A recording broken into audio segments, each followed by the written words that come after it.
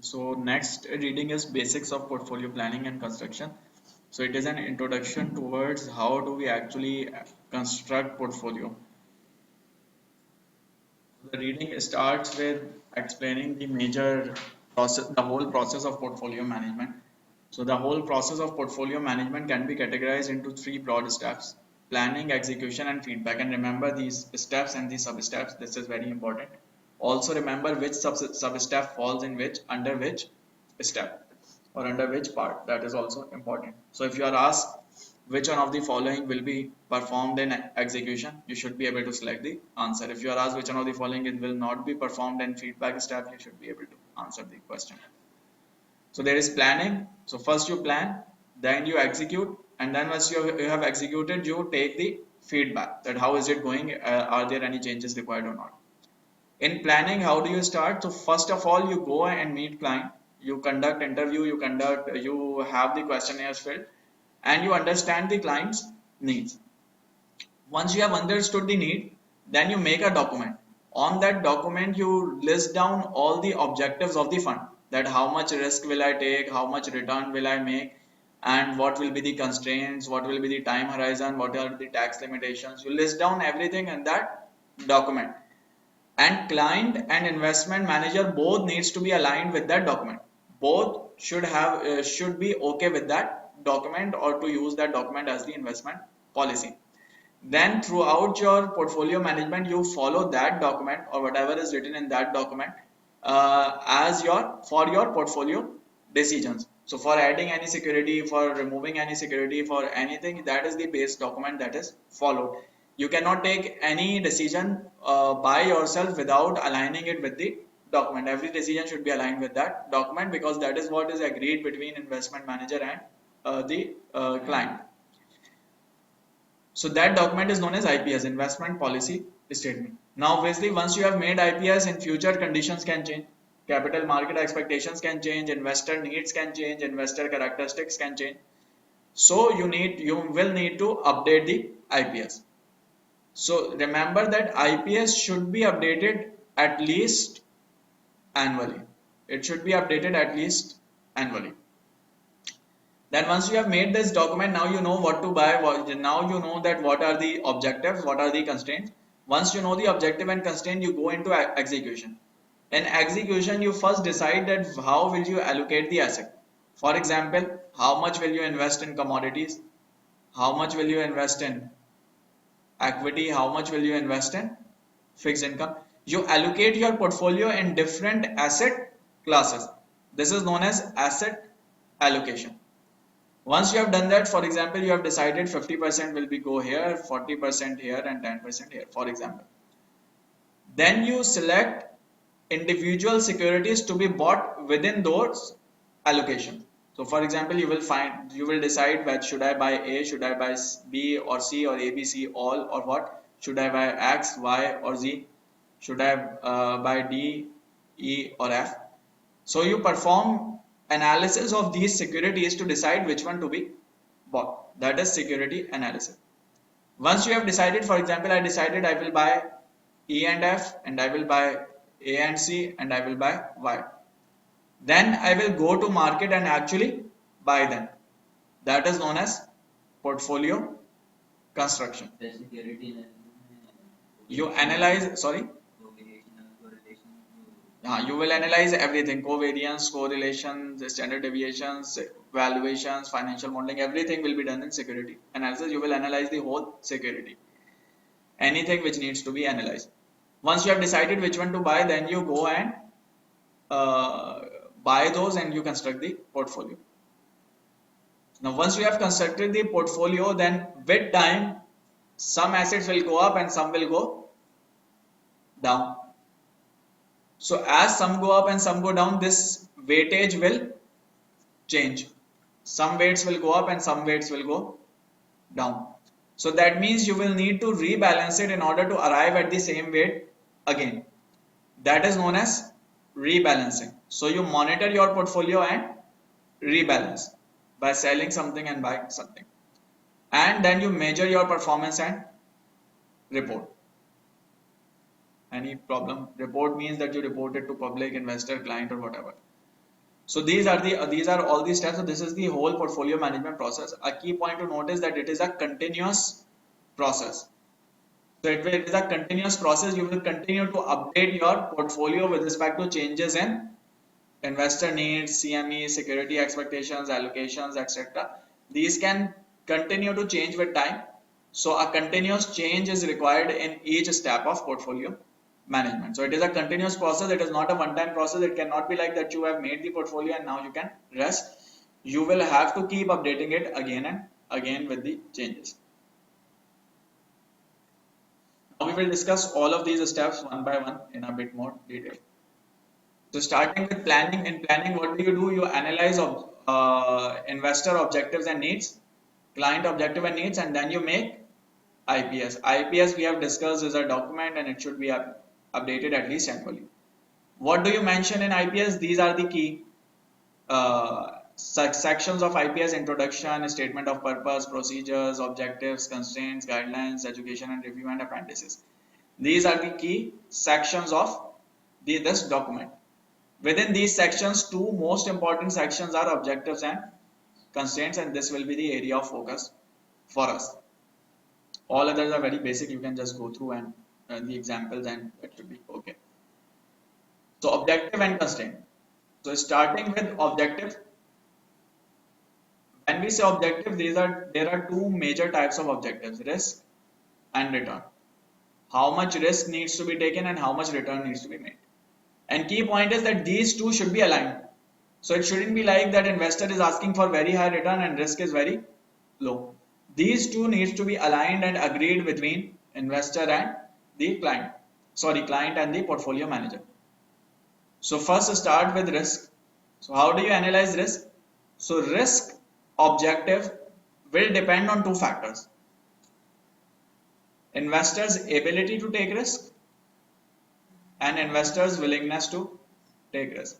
Sometimes willingness can be high and ability can be low. Sometimes ability can be high and willingness can be low.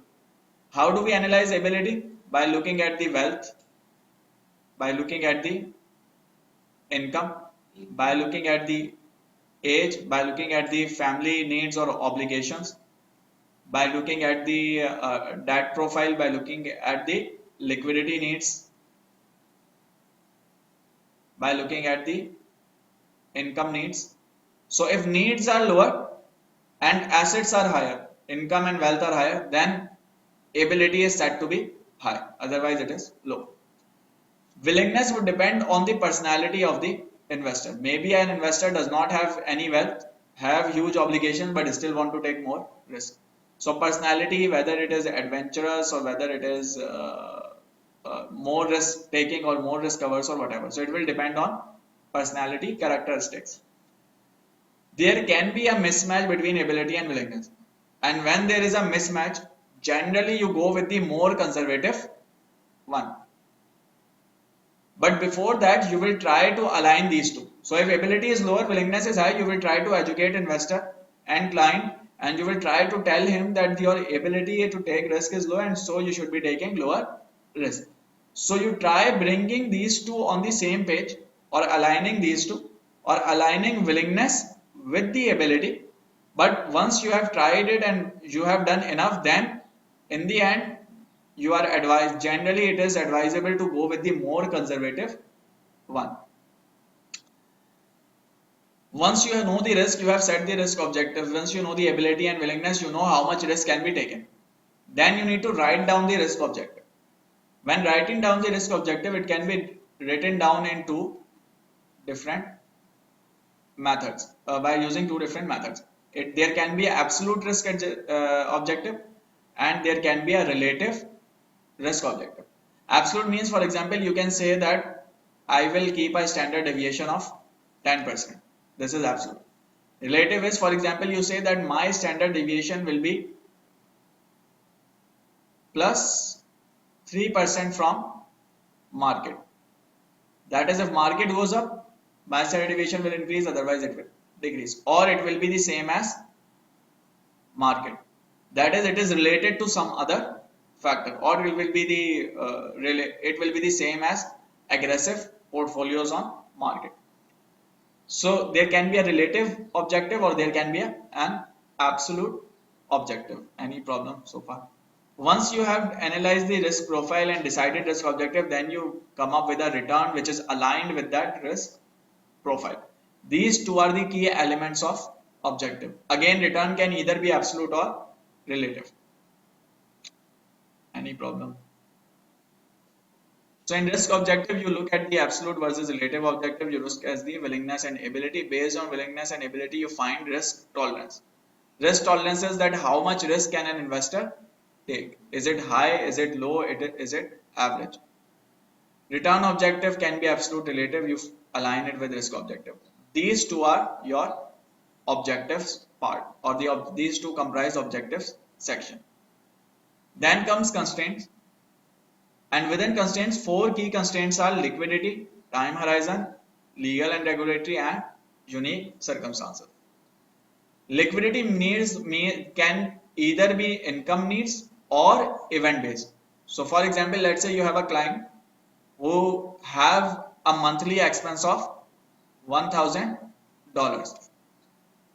So this is an income need. Every month he needs at least $1,000. Secondly, let's say that he wants to buy a house for which he will need to make a big payment after 6 months. That is known as liquidity need, because that is not the that is known as event based liquidity need, because that is not the consistent need, that is based on an event happening. So there can be income needs, there can be event based needs, both are liquidity needs. Then time horizon, you need to mention or you need to decide whether you are investing for long term, mid term, or short term. Then legal and regulatory factors. Are there any regulations on the investor or client? Are there any legal factors which need to be considered? Unique circumstances. Some investors may have some unique circumstances. For example, maybe there is a client who does not want to invest in tobacco companies. Or maybe there is a client who does not want to invest in oil companies which cause pollution. Or there can be maybe a client who only wants to invest into Islamic securities. So there can be unique circumstances to the clients as well. Those needs to be considered as well. So all the constraints related to client will be considered. Remember, when you invest, you do not invest into the best possible investment, but you invest into the best possible investment for that investor. The investment should suit the needs of the investor. It shouldn't be looked upon in isolation. Maybe there are two assets A and B. Maybe A is the more optimal. A gives higher risk adjusted return, but maybe A is not aligned with the needs of the investor. B is more aligned, then you go for B. So your investment should suit the needs of the client. It should be aligned with the objectives and constraints. That's how you plan portfolio. And here is an example. Henri Gascon is an energy trader who works for a major French oil company based in Paris. He is working, he is employed. That means he has a consistent income based in Paris. He is 30 years old, not so old, and married with one son, aged 5. Gascon has, that means he has liabilities for one son and family. Gascon has decided that it is time to review his financial situation and consults an advisor. The advisor notes following aspect. His annual salary is 250,000. Remember, from the salary you cannot tell whether is it high or low. Maybe this is low, maybe 50,000 is high, 5,000 is high. So you always compare it with the expenses. So this is the salary. It is more than sufficient to cover family outgoings. That means it is enough of a salary to meet expenses. This means higher ability. Gascon owns his apartment. Owns apartment means that he does not need to pay a rent. Secondly, he wouldn't need to take a mortgage to buy the apartment. That means this is a part of wealth. So wealth is higher, so ability is higher. And has savings of 1 million euros, so a decent amount of savings means ability is higher. He perceives that job is reasonably secure. If job is secure, ability is higher. Gascon has a good knowledge of financial matters and is confident that equity markets will deliver positive return over long term. So he is more in favor of equity market. and equity markets are high risk markets. If he is more in favor of high risk investment, that means his willingness is high. In the risk tolerance questionnaire, Gascon strongly disagrees. He disagrees with the statement that making money in stock and bond is based on luck. So he thinks that he can control it, which means again higher willingness. And that in terms of investing, safety is more important. He disagrees with this, means that he does not want to be safe with the investment. He thinks taking risk is better. So again high willingness. Expects that most of his savings will be used to fund his retirement, so he has enough savings to fund the retirement. He is safe, which he hopes to start at age 50. So again high ability. So overall high ability and high willingness. So C should be your answer. High ability and high willingness. Any problem? So if you are given a case, you should be able to identify whether someone has high ability or high willingness, or low ability or low willingness. And these two can mismatch. It is not necessary that you always have both as high or both as low. Usually there will be a mismatch. Any problem? Huh. This is the kind of question which you see and you may see in level 1, and you can see in level 2 and level 3 as well. Then return objective. Having assessed his risk tolerance, so Henry Gascon has assessed risk tolerance. Now he is moving on to next step, which is return objective. He now begins to discuss retirement income needs with the financial advisor. He wishes to retire at age 50, which is 20 years from now. That means time horizon is 20 years. His salary meets current and expected future expenditure requirement, that is sorted, but he does not expect to be able to make any additional pension contribution to his fund. That means all income will be used in expenses. Gascon sets aside 100,000 of his savings as an emergency fund to be held in cash. From 1 million, 100,000 is being kept as safety net. Remaining 9,000 is invested for in retirement. When will he retire? After 20 years. So if I make a timeline, he will retire after 20 years. When he retires after 20 years, he will need some money to fund his retirement. So at this point of time, he needs money. Let's say this X1. How much?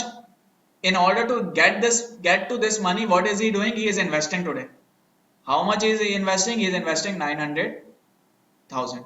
So today he invests 900,000 so that it can become this amount after 20 years to fund his income needs.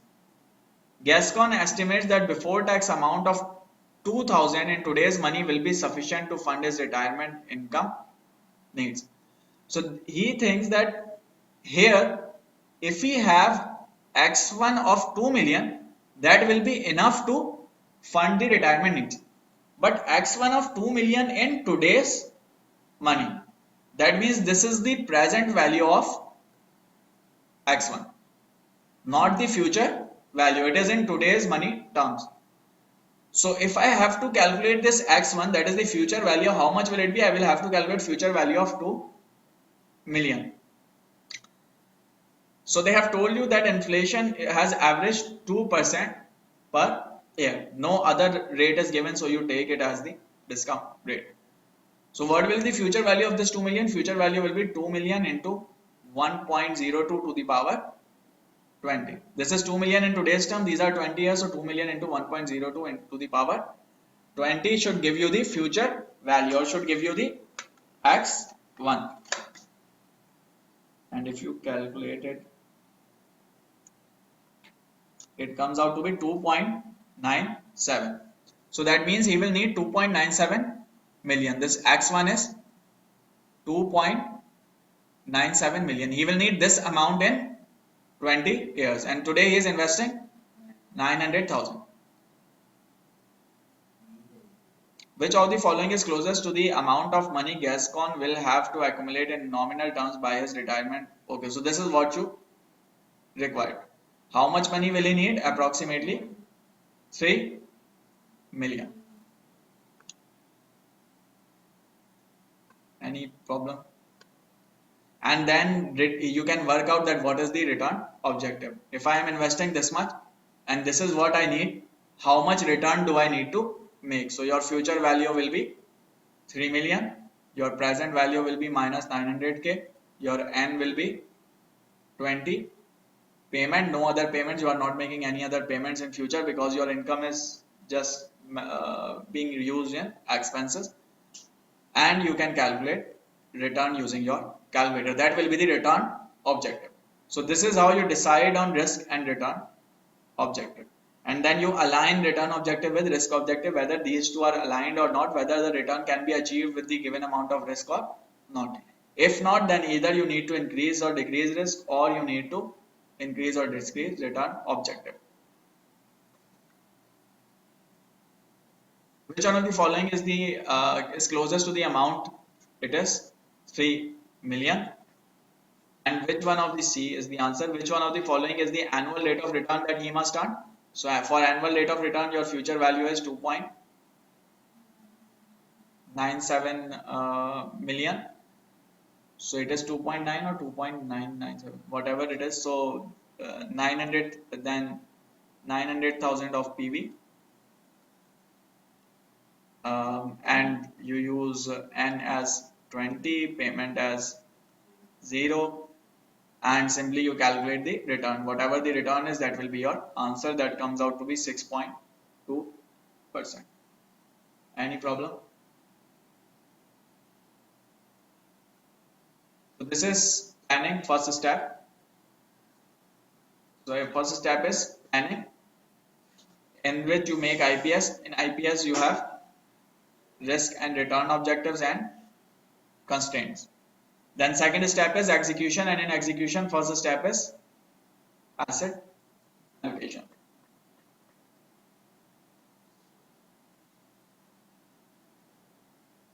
Execution or construction is the same thing. So asset allocation. Now within asset allocation there are two types of asset allocations: tactical asset allocation and strategic asset allocation. Here when we talk about asset allocation, we are talking about strategic asset allocation, not tactical. Tactical we will discuss later. Here we are talking about strategic asset allocation. What is strategic asset allocation? So how do you allocate asset? The asset allocation should be dependent on client needs. So you look at IPS, but at the same time you also need to look at which markets will perform well and which markets will fall, or which market will outperform, which markets will underperform. So that means you need to look at long-term capital market expectation. If you combine capital market, long-term capital market expectation with IPS, and you arrive at the optimized asset allocation, that is known as strategic asset allocation. That means it suits the need of investor and also is also in line with the long-term capital market expectation. This is strategic asset allocation. This is what you perform here in this phase. Tactical asset allocation is performed in rebalancing. What is tactical asset allocation? Tactical asset allocation is, let's say that I have a strategic asset allocation in which I have equity as 60% and fixed income as 40%. This is my strategic asset allocation. This is my long-term allocation which I have kept for portfolio. I will need to return it towards this allocation. Tactical is, let's say I think that equity market has fallen below the normal levels, and I think over next 1 month or next 2 months or 3 months, equity will outperform fixed income. So what I do is I increase the weightage of equity to, let's say, 80% and decrease the weightage of fixed income to 20%. So I have changed the allocation in short term for just next 1 month, 3 months, 6 month period, whatever it is. So if you change the allocation in short term to benefit from the market movements, then there are opportunities in market, that is known as tactical asset allocation. In long run, you will again go towards or revert to strategic asset allocation. So here in this step, we are forming strategic asset allocation. देखेंगे ना. So everything needs to be aligned with the investment profile. 60% से 80% कर दिया है. हाँ, because its risk adjusted return will be higher because you know it has become undervalued. So if it has become very undervalued, the risk associated with the further downfall has reduced. So if it suits the investor needs, then you do it. If it does not suit the investor need, then you do not do it. So you only take a decision if that suits the investor need. So within a specific range of strategic asset allocation, you can perform tactical asset allocation.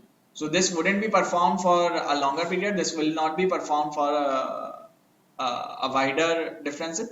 This will only be performed, or you will only be used within a specific range. And then security analysis and portfolio construction, which we have discussed.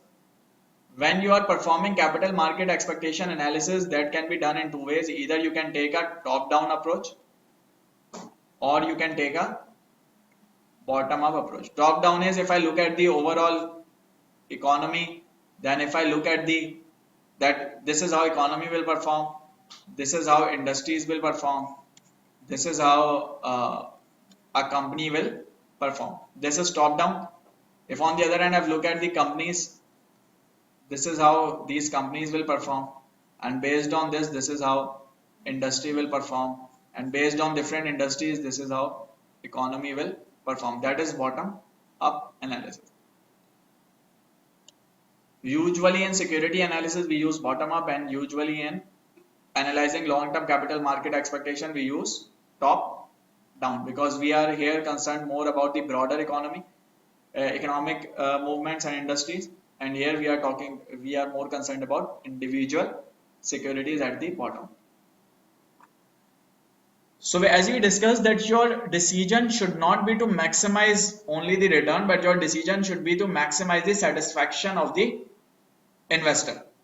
How do you measure satisfaction of investor? One of the measures is utility. What is utility? This is the formula for utility. So utility is equal to expected return on portfolio minus lambda into variance of portfolio. This lambda tells you the risk aversion of investor, that how risk averse is an investor. So if return increases, utility increases. If variance increases, utility decreases because risk is increasing. If lambda increases, utility decreases. If investor is more risk averse, his utility will be lower with the same return. He will need more return. So remember this formula, this is very important. Another key point to note is that utility number, whatever answer you get, is not actually an estimate, or is not actually a measure of utility. It just tells you a rank or order.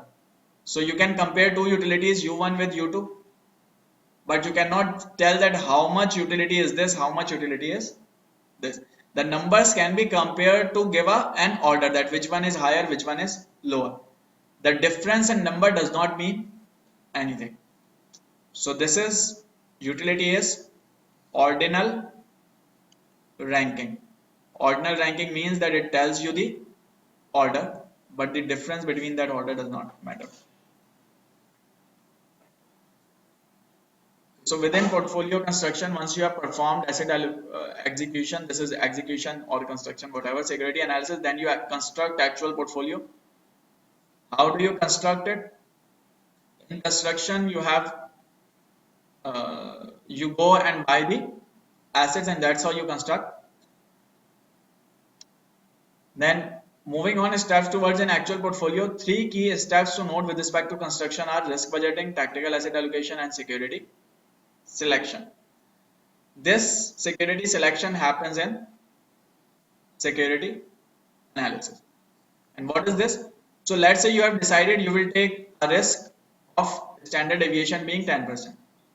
But how much will come from where? How much will come from equity? How much will come from fixed income? How much will come from commodity? This is known as risk budgeting, that where will this risk be taken actually? How much will be taken where? Then tactical asset allocation, we have discussed, deliberately deviate from policy exposures with intent to add value based on near-term forecast of returns. Then securities selection, we have discussed, generate higher return than benchmark by selecting security with higher expected return. So once you have selected security, you buy those securities and you have made the portfolio. This is how portfolio is constructed, or these are the steps in portfolio construction. Which of the following is least important as a reason for a written investment policy statement? May be required by regulation, it can be. Having a written IPS is a part of the best practice. Yes, it is. Having IPS ensures clients' risk and return objective can be achieved. No one can ensure if it will be achieved or not. You can only try for achieving it. So this is wrong and should be the answer. If you have IPS or you do not have IPS, you cannot ensure that return and risk objective will be achieved. It will depend on market and many other factors. You can only try for achieving them. So C should be your answer. Section of IPS that provides information about how policy may be executed, including investment constraints, is best described as investment objective. No, investment constraint comes after objective. These are the guidelines that how should investment be made. Duties and responsibilities, no. So constraints come in investment guidelines.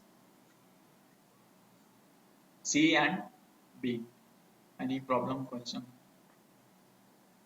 Which of the following is best characterized as a relative risk measure? Relative risk objective is the one in which risk is compared with some.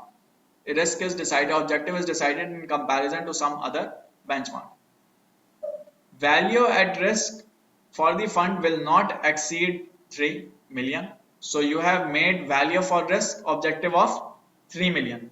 So this is there is no benchmark. Fund will not underperform the DAX by more than 250 basis point. This is a relative objective but not a risk objective. This is a return objective. That is, it will not perform more than 250 basis point. The fund will not lose more than 2.5 million in the coming 12-month period. So this seems to be the relative objective. That is, fund will not lose more than a benchmark. I think this should be the answer. No, B is the answer. The reference to the DAX market, this responds as a relative to this. The fund will not underperform the DAX by more than 250 basis point. Okay, so our answer was wrong, so B should be the answer. This can be a return as well as a risk objective. That is, fund will not underperform the related index DAX by more than 250 basis points. This again is not a benchmark. This is considered a absolute number that fund will not lose 2.5 million in the coming 12 months. So B is the right answer. The timing of payouts of property and casualty insurers is unpredictable in comparison with the timing and payouts for the life insurance companies. Therefore, in general, property and casualty insurers have lower liquidity need. No. If timing is uncertain, then liquidity need should be higher. Greater liquidity need, yes. B seems to be the right. So B is the answer. Any problem, question?